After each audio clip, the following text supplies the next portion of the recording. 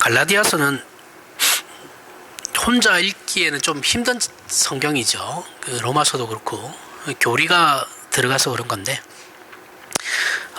뜻이 또 분명하지 않아요. 분명하게 드러나 있지 않기 때문에 이렇게 보면 이쪽 관점에서 보면 이런 것 같고 저쪽 관점에서 보면 저런 것 같은 게 갈라디아서죠. 그래서 이제 혼자 솔직히 도움을 받지 않고 혼자 읽는 건 어렵습니다. 혼자 읽으면 잘못될 가능성이 많아요. 혼자 이해해버리면. 그래서 바울은 갈라디아 교회에 예수 그리스도로 말미암아 얻게 된 신자된 근거, 갈라디아 교회가 예수 그리스도로 말미암아 얻게 된 그 그들이 신자된 근거와 정체성을 다른 것에 팔아먹지 말라는 얘기를 계속해서 갈라디아서를 통해서 말하고 있는 거죠. 자기 안에 근거를 가지려고 하거나 예수 그리스도의 십자가 외에 다른 것으로 신자의 신분이나 신앙을 확인하려고 하지 말라는 겁니다. 그러한 어리석은 죄를 짓지 말라라고 말하고 있죠. 갈라디아서 3장 5절에 보면 너희에게 성령을 주시고 너희 가운데서 능력을 행하시는 이의 일이 율법의 행위에서냐 혹은 듣고 믿음에서냐. 자, 성령을 받은 것이 오늘날 같이 성령의 시대가 열린 것이 너희 안에 근거가 있어서냐 너희가 연 것이냐, 너희 안에 근거가 있어서 너희가 연 것이냐, 이거죠. 이렇게 물어보고 있는 거죠. 질문하는 거죠. 이거 지난 시간에도 우리가 살펴봤습니다. 봤듯이 예수 그리스도께서 성령의 시대를 연 것이죠. 그죠? 우리가 이 시대를 성령의 시대라고 얘기하는 건 그 성령의 시대가 열리게끔 하신 예수 그리스도의 십자가의 죽으심이 있으신 거죠. 이걸 지금 그걸 부각시키기 위해서 성령의 시대라는 걸 강조한다 그랬어요. 그냥 성령의 시대만 강조하면 안 돼요. 이 앞에 예수 그리스도의 십자가를 부각시키기 위한 겁니다. 연 것이고 예수 그리스도만이 유일한 근거라는 것을 우리에게 더 정확하게 분명하게 하기 위해서 그런 말을 쓴다고 했어요. 이 말씀이 이제 다음 말씀과 연결되죠. 갈라디아 6절에 본문 6절에 아브라함이 하나님을 믿음에 그것을 그에게 의로 정하셨다 함과 같으니라. 그죠? 이신칭이라 그랬어요. 그렇죠? 성령의 시대가 그 시대를 살아가는 신자들에게 축복이죠. 그죠? 축복입니다. 축복이고 특권이에요. 특권의 시대입니다. 이러한 시대가 있지 않았어요. 그죠? 우리는 분명히 축복과 특권을 누리고 있는데 우리가 모를 뿐입니다. 좀 인지하지 못하고 있어요. 그래서 이 시대를 우리가 열지 않았죠. 예수 그리스도께서 여신 거죠. 그렇죠? 열지 않고 하나님께서 은혜로 허락하신 것이죠. 예수 그리스도로 말미암아. 그걸 한 것을 우리가 생각했을 때 아브라함이 어떻게 의롭다함을 받았는지를 다시 한번 확인해 봐라 라는 거예요. 너희가 이 시대를 연 것도 아니고 너희의 어떤 조건과 자격으로 구원을 받은 것도 아니니 그럼 아브라함이 어떻게 구원받았는지 구약을 잘 읽어봐라. 그럼 너희와 아브라함의 부름이 똑같다라는 거죠. 아브라함은 하나님을 믿음으로 의롭다함을 받아요. 그죠? 아브라함이 무엇을 잘나가지고 하나님이 아브라함을 부르신 게 아니에요. 느닷없이 하나님께서 그냥 아브라함을 부르신 거예요. 그죠? 아브라함은 하나님 누구신지도 몰랐어요. 그 아버지는 우상 만드는 사람이죠. 그죠? 뭐 우상 만드는 사람이니까 좀 집은 살았던 것 같아요. 우상 만드는 사람이야. 하나님 전혀 모릅니다. 근데 느닷없이 하나님이 와서 찾아와서 부르셨단 말이에요. 여기서 믿음으로 의롭게 되었다라는 것은 아브라함은 자신의 어떤 조건과 자격으로 구원 얻은 게 아니다라는 것이 핵심이에요. 아브라함이 잘나서 구원 얻은 게 아니다라는 게 핵심이에요. 동시에 그것은 무엇을 얘기하냐면 아브라함은 아무런 조건과 자격을 갖추지 못한 존재라는 것을 그대로 드러내고 있는 거죠. 그죠? 믿음과 어떤 자격과 조건으로 구원을 받지 못했다라는 것, 구원을 받은 것이 아니다라는 것은 아브라함은 그러한 조건과 자격을 갖추지 못한 자라는 거예요. 그죠? 동시에 가는 거예요. 여기서 기독교 신앙에서 믿음의 핵심되는 본질은 건 뭐냐? 기독교 신앙의 본질은 믿음이라고 했을 때 기독교 신앙에서 믿음이라는 핵심의 본질은 우리에게 허락된 결과, 나에게 지금 여러분들에게 허락된 그 결과, 구원, 그 결과가 우리 자신이 가진 조건 위에 서 있지 않는 법칙, 그죠? 그 법칙을 얘기할 때 우리는 그것을 믿음이라 한다라는 거예요. 나의 어떤 조건이나 자격 위에 서 있지 않고 전적인 하나님의 은혜, 불가항력적 은혜, 그걸 얘기할 때 우리는 믿음이라는 단어를 써야 된다라는 거예요. 율법과 행위와 구별되는 거죠. 율법과 행위와 구별되는 은혜와 믿음이라고 했을 때 그 믿음이에요. 이렇게 믿음으로 의롭다함을 받은 아브라함처럼 그를 의롭게 여기신 분이 하나님이신 것처럼, 그죠? 아브라함이 잘나서 의롭게 된 게 아니죠. 하나님께서 그냥 아브라함을 의롭다고 칭해 주시는 거예요. 의롭다고 해 주시는 거예요.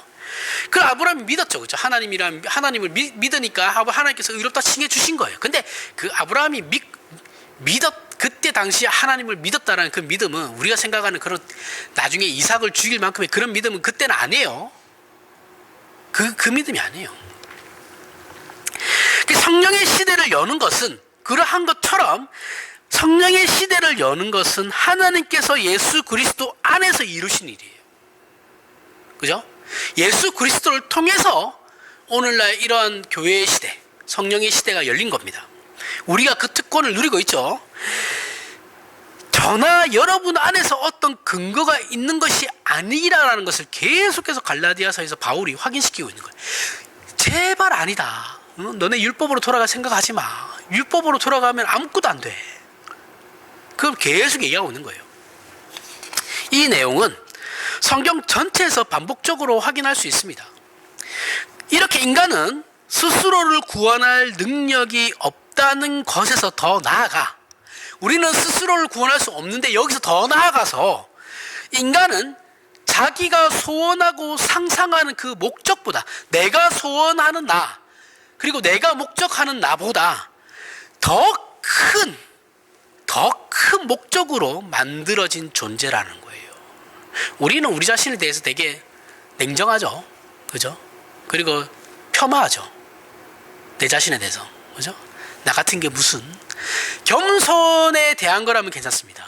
겸손 차원에서 하는 거라면 괜찮은데, 자책하는 사람들이 있죠. 저처럼 저는 자책이 좀 심하거든요. 자책이 심하다 보면 이런 걸 놓쳐요.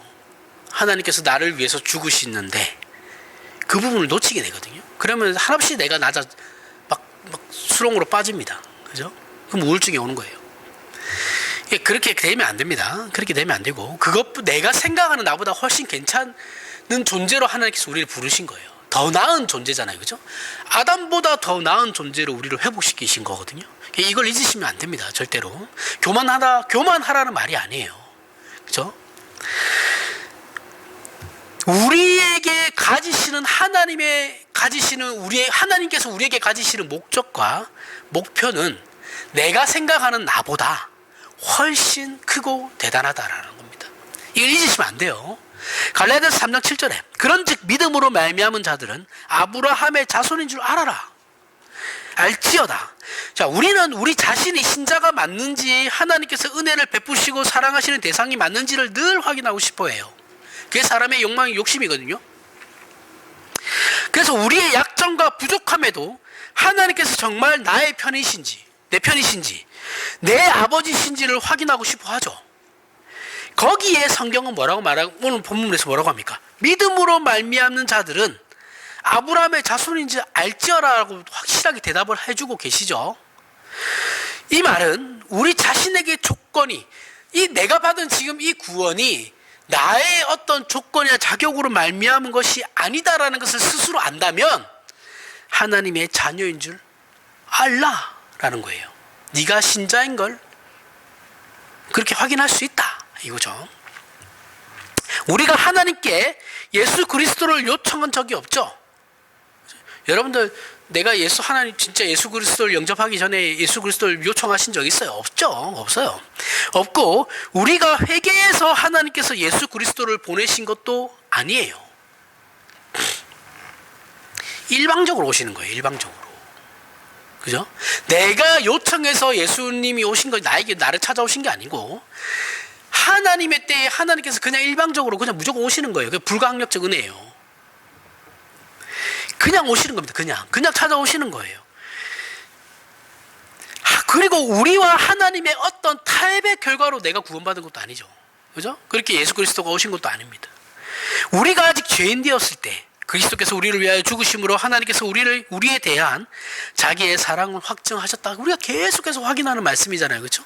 제가 강조하는 내용이기도 하죠. 이것이 기독교 신자라면 절대 잊어서는 안 되는 기독교 신앙의 핵심입니다. 본질이에요. 하지만 우리는 언제나 이 부분을 놓쳐요. 내 눈앞의 현실 때문에 그래요. 그렇죠? 우리 그만큼 우리는 못나고 연약한 존재들이죠. 더 위대하고 더 큰 게 있는데 눈앞에 그 욕심과 현실을 해서 우리는 흔들립니다. 항상. 우리가 불안을 느끼는 게 뭡니까? 신자가 불안을 느끼는 이유가 뭐예요? 그 불안은 어디서부터 시작되는 겁니까? 우리 자신에게 자격이 없다는 것에서부터 시작되는 거예요. 신자가 느끼는 불안은 그래요. 내가 뭔가를 안 했는데 뭔가를 누리게 되는 게 불안한 거예요. 그죠? 불안하죠. 이거는 세상의 원리가 아니거든요. 우리가 세상을 살아가는 그 원리가 아니에요. 그러니까 불안한 거예요. 근데 하나님은 그 원리를 초월하신 분이거든요. 우리의 의심은 그 은혜가 아무리 반복되어도 하나님의 은혜인 걸 아는데 그 은혜가 아무리 반복적으로 나에게 찾아와도 내가 전혀 나아지는 것 같지 않다라는 것에서 생기는 의심이죠. 그죠? 이게 불안을 만들어내는 거죠. 근데 이게 우리가 착각하는 게 뭐냐면 나는 내가 은혜 한 번 받으면 변할 거다라고 생각하는 거예요. 이게 여기가 잘못된 부분입니다. 우리는 죽을 때까지 은혜를 받아야 돼요. 그래도 잘 안 변합니다. 사람을 변화시키는 건 하나님의 능력이신데 사람은 사람을 절대 변화시킬 수 없어요. 사람을 정말 변화시킬 수 있는 건 하나님밖에 없거든요. 근데 하나님도 우리에게 한 번에 그냥 팍 변하게 하시지는 않아요. 시간을 주십니다. 시간. 저번에도 얘기했지만 세상에서는 그러죠. 그 사람은 고쳐 쓰는 거 아니다. 이런 말 하는데 이게 기독교에는 성립이 안 되는 말이에요. 왜냐하면 기독교에서는 하나님께서 사람을 변화시키거든요. 우리가 불쑥 그런 말을 하는데 생각을 좀 하면서 말해야 됩니다. 그렇죠? 그런 말들도 조심해서 써야 돼요. 왜 그러면 그럴까요? 왜 우리는 한 번 은혜를 받았을 때 180도 변하기를 원할까요? 내가 더 이상 은혜가 필요 없는 사람이 되기를 원하는 거예요. 하나님의 은혜 한 번이면 됐지. 염치 없게. 뭘 계속 달라 그래. 이런 게 이제 작용하는 거예요. 근데 이게 굉장히 교만한 겁니다. 그죠? 기독교 입장에서는 이게 엄청 교만한 거예요. 우린 죽는 그 순간까지 하나님의 은혜를 갈구해야 돼요. 그것만을 요구해야 됩니다. 하나님께서도 그렇게 일하시지도 않죠. 그죠? 하나님께서도 천천히 사람을 바꿔가요. 감질맛 나게 이렇게 할만하면 하여튼 그렇죠. 우리 쪽에서는 답답하죠. 미쳐버리겠는데 왜 이렇게 이런 식으로 하실까 그런 생각 들죠. 근데 이제 시간이 또 지나고 나면 그 이유를 알죠. 하나님은 은혜로 시작해서 은혜로 마치시는 분이에요. 그래서 우리가 스스로 자격이 없어 하는 것은 당연한 겁니다. 어쩌면. 그죠? 내 자신에게 내가 자격이 없다고 생각하는 건 당연한 겁니다. 그러나 우리가 자신 있는 것으로 내 안에 근거를 가지려고 하는 순간 하나님 이제 하나님 은혜 내가 체험했으니까 됐습니다. 이 정도면 됐어요. 내가 이제 된 것 같아요. 그렇게 설치면 망하는 거예요. 예전에 어떤 목사님이 저랑 연관되어 있는 목사님이라 말하기 좀 조심스럽긴 한데 기도원에 올라가서 기도를 열심히 했대요. 40일금식 기도인가 20일금식 기도인가 하고 내려왔는데 본인이 이때까지 성경 말씀이 이 성경 말씀을 찾으면서 생각했던 그러니까 금식기도 하면서 성경을 읽으면서 해석을 했던 부분들이 내려와서 갑자기 이름이 생각이 안 나는데 어떤 신학자의 주석을 딱 봤더니 자기가 해석한 거랑 내용이 똑같더래요. 그래서 더 이상 나는 배울 필요가 없구나 그 생각을 했다는 거예요. 이러면 망하는 겁니다. 이상한 데로 가는 거예요. 그분들이 신학 좀 이상하긴 하거든요. 망하는 거예요. 그러면 그런 게 아니죠. 그렇죠? 죽을 때까지 배우는 겁니다. 목사는 죽는 그 순간까지 손에서 책을 놓으면 안 되고 글을 놓으면 안 돼요. 그거 싫으면 목사하지 말아야 됩니다. 진짜 그래요.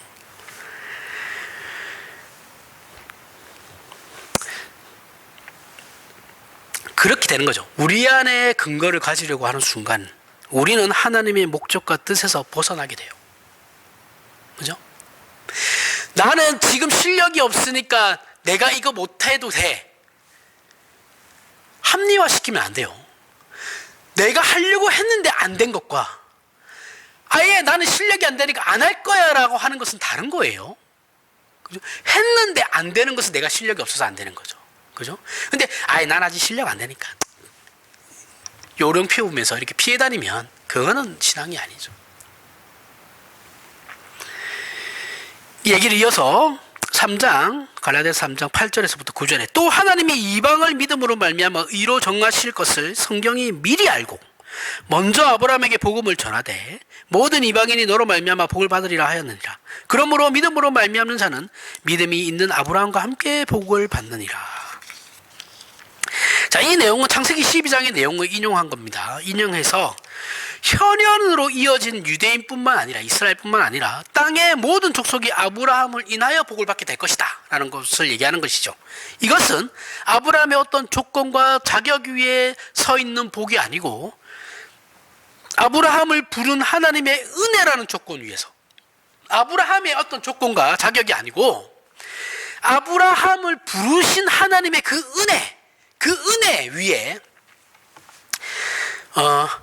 그 은혜 위에서 아브라함이 부름을 받았듯이 모든 족속이, 모든 민족이, 저와 여러분이 그렇게 동일하게 부름을 받는다라는 거죠. 아브라함이 아무런 조건과 자격 없이 하나님께서 느닷없이 찾아가셔가지고 불렀듯이 지금 저와 여러분도 그렇게 부름을 받는다라는 거죠. 율법으로 말미암아 구원받는 것이 아니고 혈연으로 말미암아 구원받는 것도 아니다라는 거예요.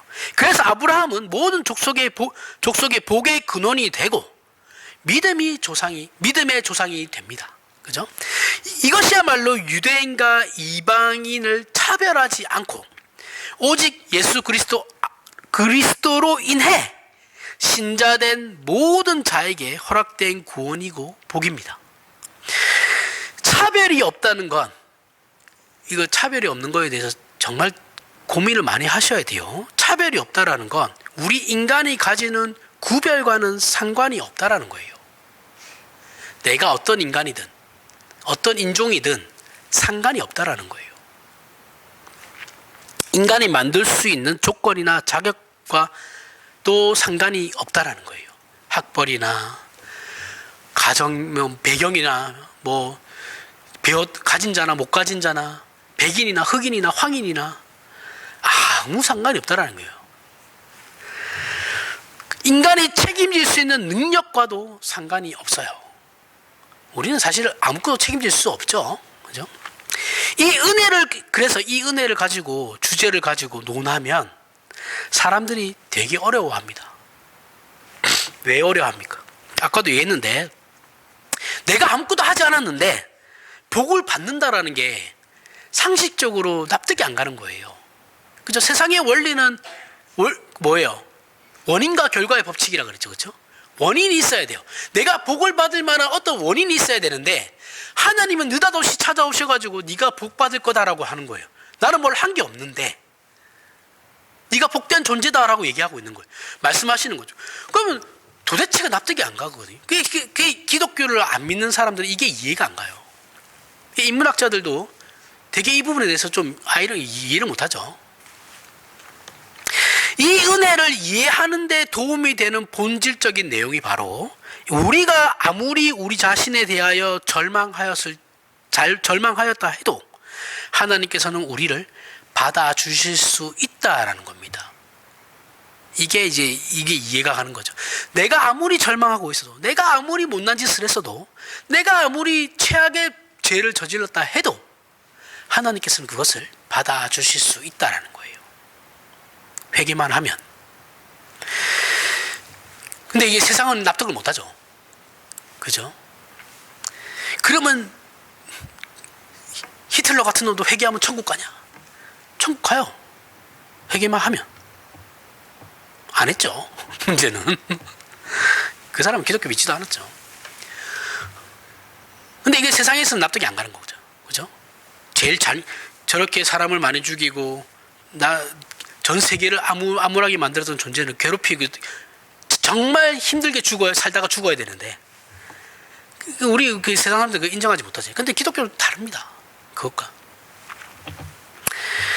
그리고 이것을 믿는 것이 믿음이에요. 내가 그 어떤 절망에 있더라도 하나님께서 나를 받아주실 거다. 제가 저번에도 얘기했죠. 뻔뻔함. 우리가 하나님 앞에 나아갈 때는 뻔뻔함이 필요해요. 어떤 뻔뻔함? 그 근거가 뭐예요? 예수 그리스도의 공로죠. 그죠?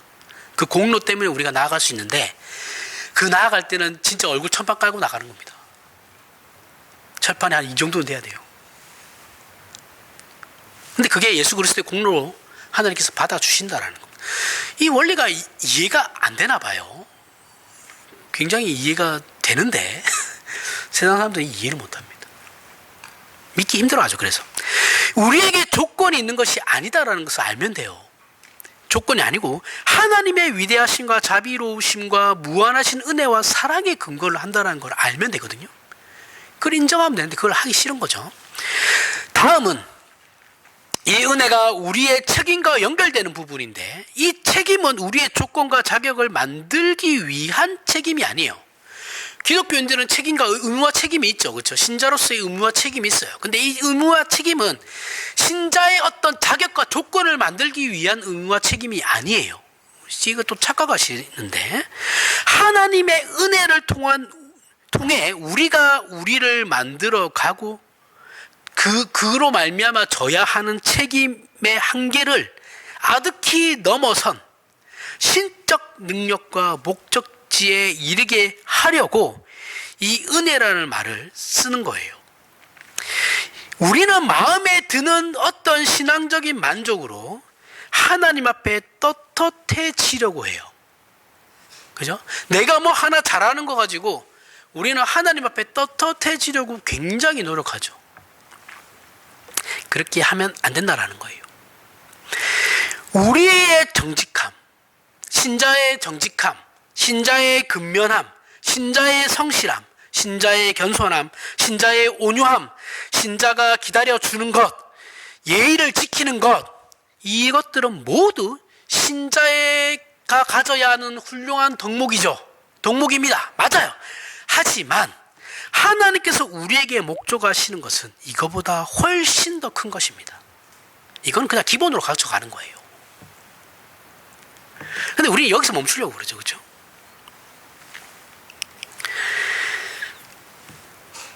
우리가 다만 정직하고 신실하며 우리가 다만 책임있고 따뜻한 정도가 하나님께서 우리에게 목적하시는 창조의 목적도 구원의 목적도 아니에요. 그 정도로 만족하시면 절대 안 됩니다. 이것과는 비교할 수 없는 하나님의 큰 뜻이 있다라는 겁니다.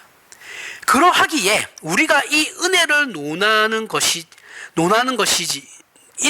그러한 이유로 우리가 이 은혜를 논하는 것이지, 모든 게 다 은혜다라는 말이 마치 우리가 우리의 삶을 책임 안 져도 되는 없이 그냥 무책임하게 살아도 되고 신앙을 생각 없이 해도 된다는 식으로 성경이 이 말을 사용하지 않아요.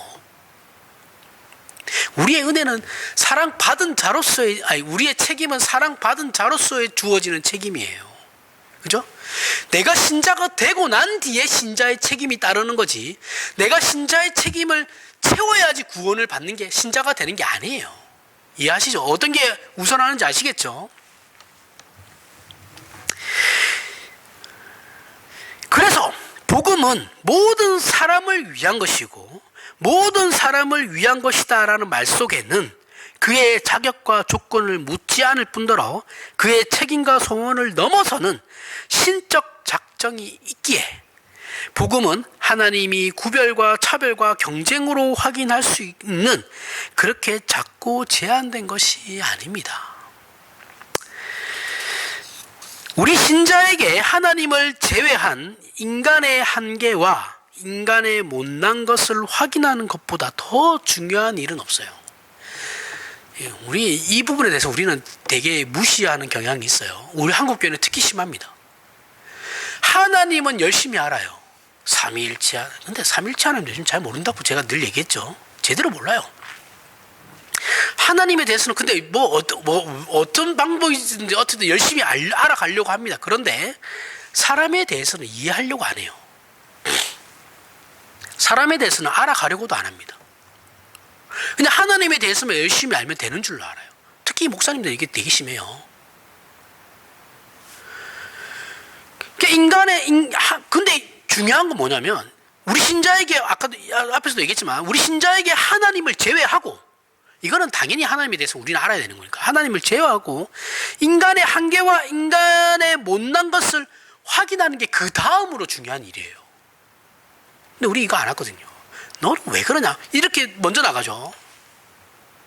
왜 예배에 빠졌어? 너 집사가 그러면 돼? 너 장로, 너 안수집사가 그러면 돼? 너 권사가 그러면 돼? 이렇게 먼저 나가지. 무슨 일 있었어? 이렇게 얘기 안 해요.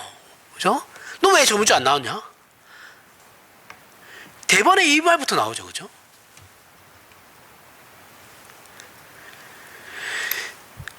우리는 평생 남에게 아쉬운 소리 하지 않는 게 우리의 손이라 그랬어요. 그죠?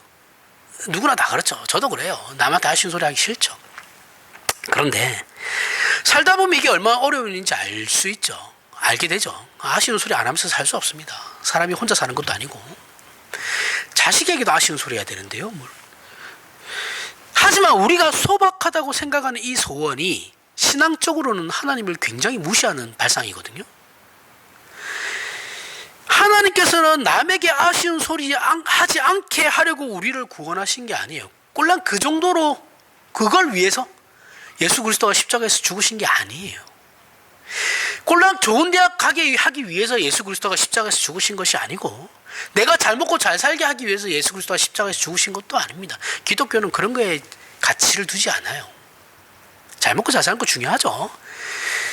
근데 그게 기독교의 본질이냐 하면 그건 아니에요. 하나님께서 우리를 구원하신 목적은 우리로 영광의 찬송이 되게 하려 하십니다. 라는 겁니다. 따라서 우리는 우리의 믿음을 훨씬 더 크고 넓게 받아들이셔야 돼요. 이 구원은 우리 인간이 가진 여러분들이 가진 그 필연적인 그 한계, 인간으로서 가지는 필연적인 한계로부터의 구원이에요. 그죠? 우리를 스스로 책임질 수 없는 건 뭐 때문에 그렇다고요? 우리가 가진 한계 때문에 그런 것이죠. 그죠? 그 한계를 뛰어넘어서 구원하시는 거예요. 거기로부터의 구원이에요.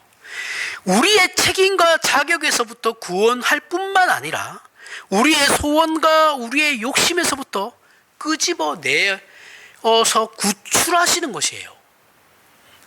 이게 이제 본문 10절 이하에 나오죠. 3장 10절 12절에 무릇 율법 행위에 속한 자들은 저주 아래 있나니 기록된 바 누구든지 율법책에 기록된 대로 모든 일을 항상 행하지 아니하는 자는 저주 아래 있는 자라 하였습니다. 또 하나님 앞에서 아무도 율법으로 말미암아 의롭게 되지 못할 것이 분명하니 이는 의인은 믿음으로 말미암아 살리라 하였습니다. 율법은 믿음에서 난 것이 아니니 율법을 행하는 자는 그 가운데서 살리라 하였느니라. 자, 율법 행위에 속한 자들이 저주 아래에 있다. 즉 율법은 굉장히 부정적이죠. 그죠? 그 수준에 미치지 못하면 정죄와 심판이 있어요. 정죄와 심판이 있다고 선언하고 말 그대로 어떤 최소한의 마지노선이죠. 그게 율법입니다. 율법은 우리를 신적 능력과 목적지로 보내지 않아요. 가게 못해요. 그렇게 갈 수 없어요. 그렇게 보내는 것이 아니라 제한과 속박으로 올가매어 버립니다. 그죠? 율법을 지키면 정죄와 파멸은 면할지 모르겠지만 그것이 긍정적인 목적과 목표를 만들어내지는 못해요. 그죠? 그게 최소한이라니까. 최소한. 거짓말을 하지 않는다라는 것은 거짓말을 하지 않는다는 건 있죠. 거짓말을 하지 않았다라는 건 있어요. 그건 결국 정직함이죠. 그렇죠? 근데 문제가 뭐냐면 하나님 없이는 그 정직 그 자체가 무언가를 더 가치 있는 걸 만들어내지를 못해요. 정직함으로 끝나는 거예요. 그죠? 근데 신자는 그 정직함으로 인해서 더 나은 무언가가 있다니까요. 이게 다른 거예요. 세상하고. 우리 신자는 여기서 더 나아가야 하는 겁니다. 하나님께서 이스라엘에게 율법을 주신 목적은 율법을 받은 이스라엘, 저들의 정체성을 위하여 주신 것이지 구원에 이르는 조건이나 스스로를 책임지라고 주신 것이 아니에요. 그 율법을 주신 이유는 내가 너희가에게 너희의 정체성이 무엇인지 알라고 주신 거예요. 그리고 인간이란 존재가 어떤 존재인지 알라고 주신 거거든요. 하나님이란 존재와 인간이란 존재를 알게 하기 위해서 율법을 주신 거예요. 그 당시에 그 인간들의 수준에 맞춰서 주신 거예요. 다시 얘기하면 율법을 받은 자는 그 율법이 하나님이 계시고 내가 하나님의 자녀라는 신분 때문에 그 율법을 받게 된 것이죠. 보세요. 애굽에서 출애굽한 뒤에 율법을 주셨어요. 이미 구원하시고 난 뒤에 주어진 게 율법이에요. 그런데 그 율법을 통해서 구원을 받으려고 하는 이 멍청한 것들은 도대체 어떻게 해야 되냐고요. 이미 자기네들은 지금 애굽에서 구원받았잖아요. 가나안 땅으로 가고 있는 중에 율법이 주어진 거잖아요. 그죠? 근데 왜 그 율법을 통해서 구원을 받으려고 하냐고요. 이미 은혜로 받았는데. 이해가 안 가죠?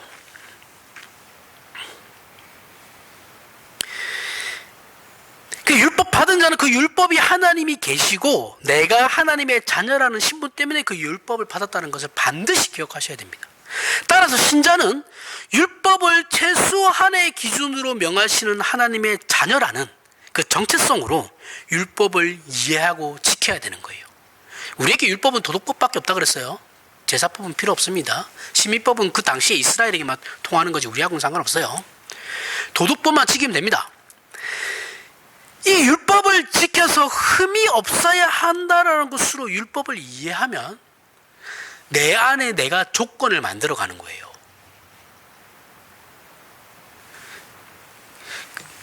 우리가 그 교회 안에서 정죄하는 사람들 보면 그 사람 신앙은 훌륭하죠.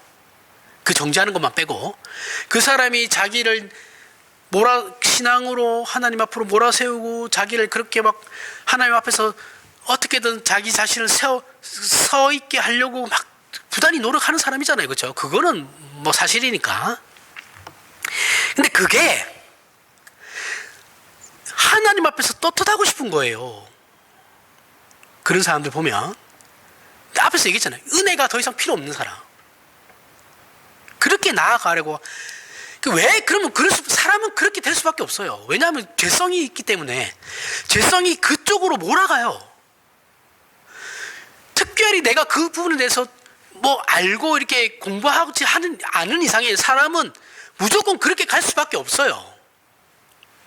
목사들도 마찬가지예요. 목사들이 제일 많아요. 이런 사람들 진짜 많습니다.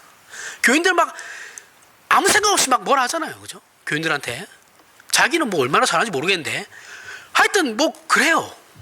그러면 안 됩니다. 그렇게 하시면 안 돼요. 신앙생활. 무흠적 존재가 되게, 교황도 아닌데 왜 무흠적 존재가 되려고 그래요? 우리는 무흠적 존재가 될 수 없어요.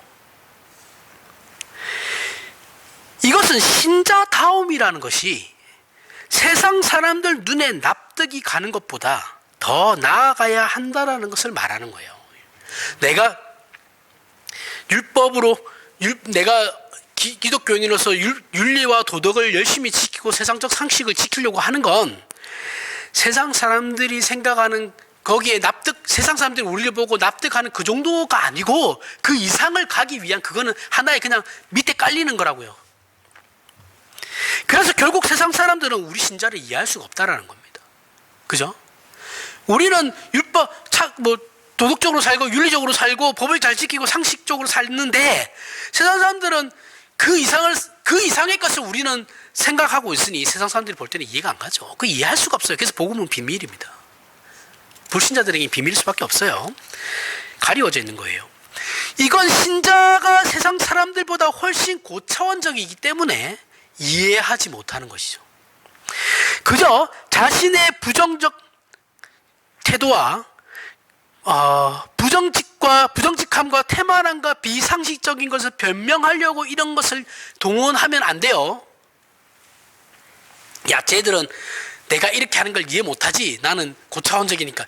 그러면서 아무것도 안 하고 게을러 터져가지고 있는, 그래서 자기 핑계 대려고, 자기 합리화하려고 이런 말을 쓰면 안 되고, 우리 신자는 당연히 정직해야 되죠.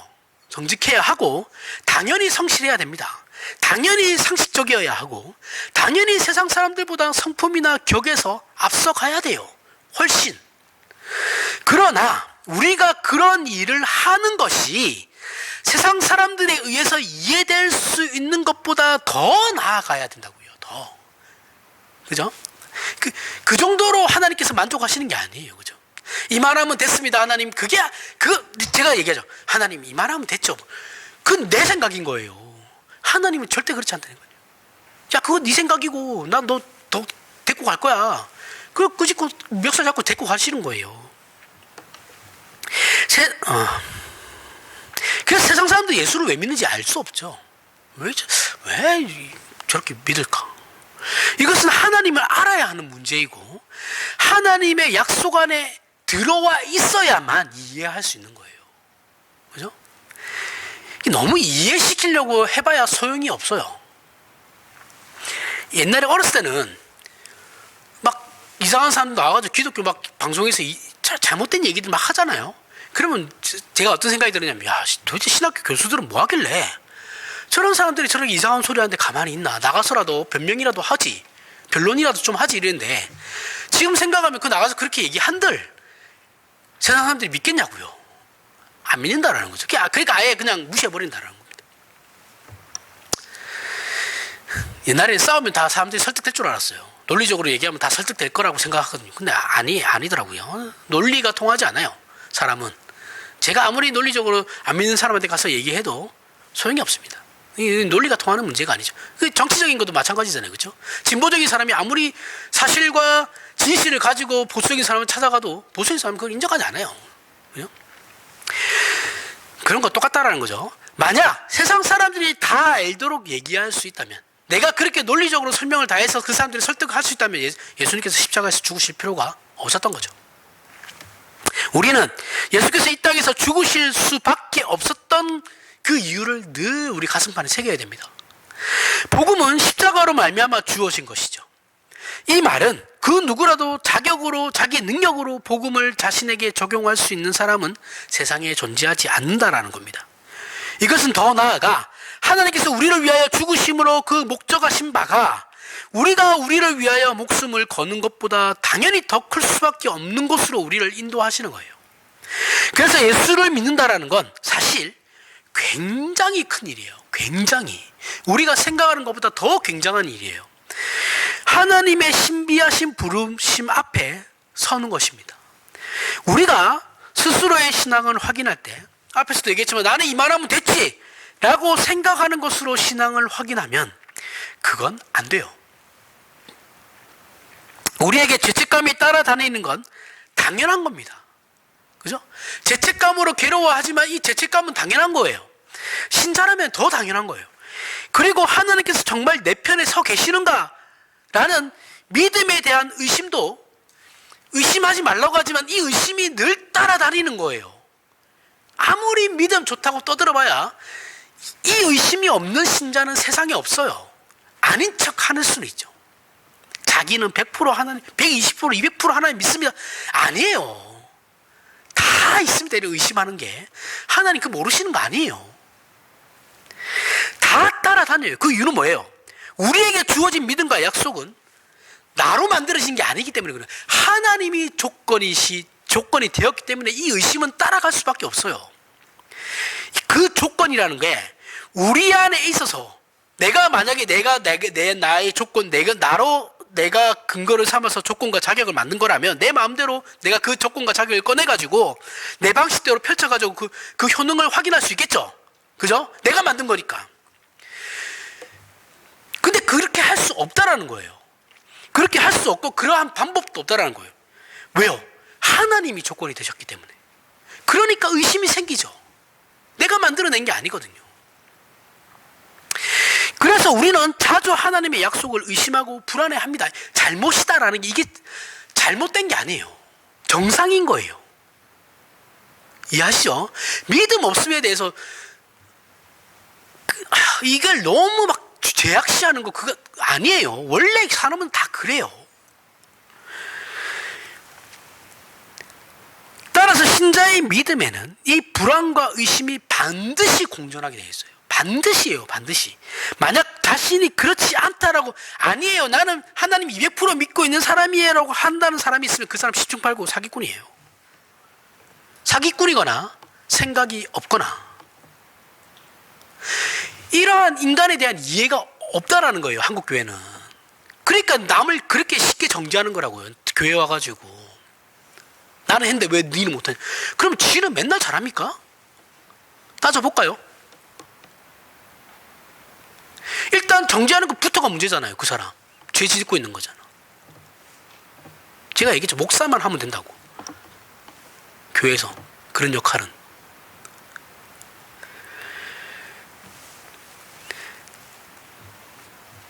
불신앙이에요.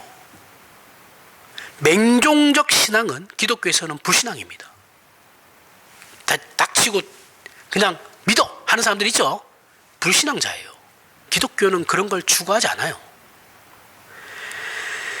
그래서 결론이 나오죠. 13절 14절에 3장 13절 14절 그리스도께서 우리를 위하여 저주를 받은 바 되사 율법의 저주에서 우리를 속량하셨으니 기록된 바 나무에 달린 자마다 저주 아래 있는 자라 하였습니다. 이는 그리스도 예수 안에서 아브라함의 복이 이방인에게 미치게 하고 또 우리로 하여금 믿음으로 말미암아 성령의 약속을 받게 하려 하심이라.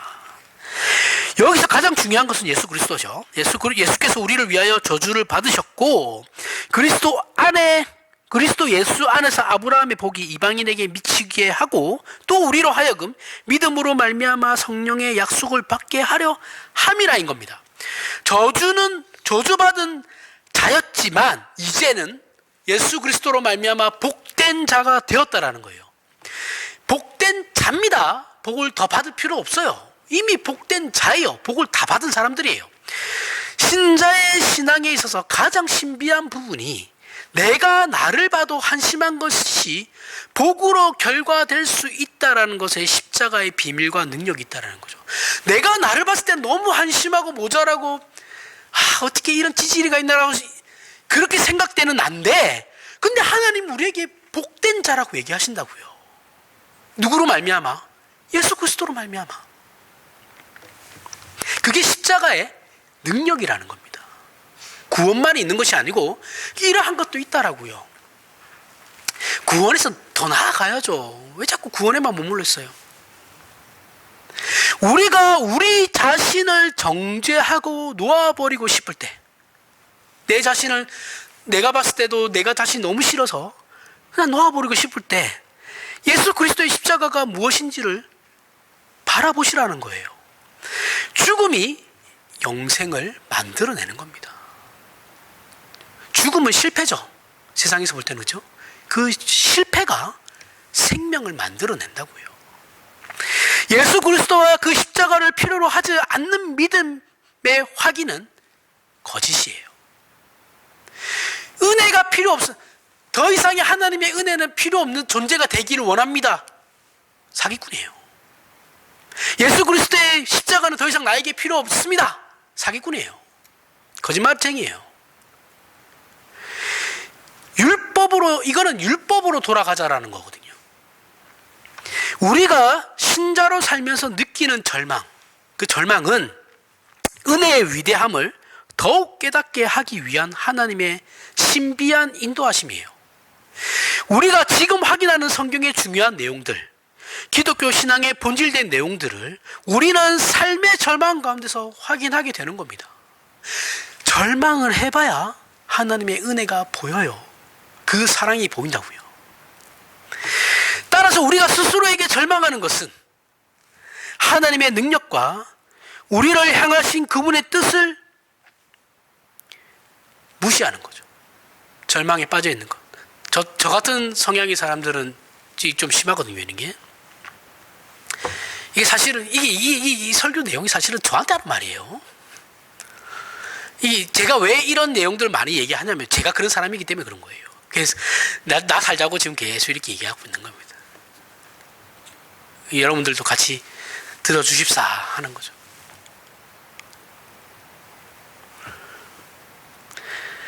누구 만나잖아요? 사람 만나는 걸 힘들어 하는데, 사람 만나고 나면 돌아왔을 때 집에서 저녁에 누우면 그 사람하고 했던 대화가 생각이 나요. 그럼 내가 어떤 말실수하지 않았나 이 생각이 엄청나게 듭니다. 그러면 괜히 그런 말 했네. 이렇게 생각되기 시작하면 이제 잠 못 자는 거예요. 이게 되게 심해요. 제가 안 그러려고 하는데 이게 쉽지 않죠.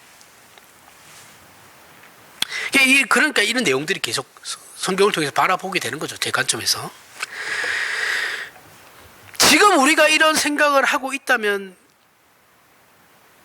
지금 제가 얘기한 이 부분들, 내가 절망하고 있는 것은, 내 자신에게 절망하고 있는 건 하나님의 은혜를 무시하는 거다라는 것을 생각하고 있다면 우리의 신앙은 대단한 겁니다. 교만하라는 게 아니에요. 우리는 이런 하나님의 위로하심과 예수 그리스도 안에서 찾아오심을 반드시 기억해야 됩니다. 그렇게 찾아오신 예수 그리스도는 우리의 좌절, 죄책, 소외, 무능, 그 모든 걸 극복하고 만드시는 존재이시죠. 우리에게 우리의 힘으로 극복하라는 것이 아닙니다. 예수 그리스도께서 십자가에서 이미 극복하시고 승리하셔서 찾아오신 것이죠. 그죠? 이미 승리한 상태로 우리에게 오신 거예요.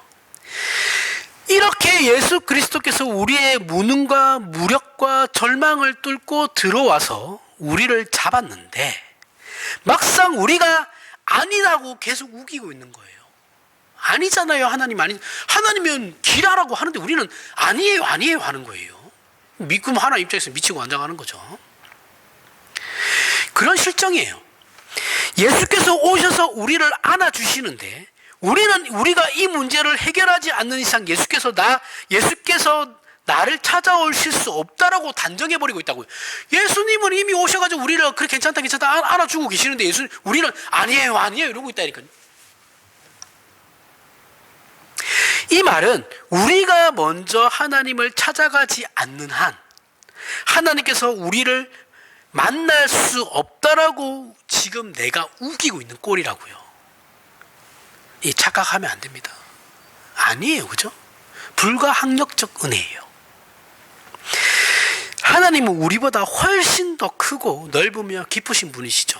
하나님께서는 우리를 찾아오셨고, 우리가 우리의 죄 문제를 해결한 것이 아니라 하나님께서 우리의 죄 문제를 해결하시고 찾아오셔서 부둥켜 안으신 겁니다. 하나님께서 십자가 안에서 모든 차별과 한계를, 초월과 교제를, 연합을, 사랑을 선포하신 것이죠.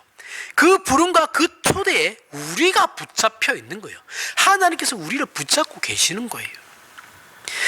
그렇게 이미 와 있는데 우리가 거부하고 있는 상황이죠. 무엇 때문입니까? 그럼 왜 그럴까요? 우리는 왜 그럴까요?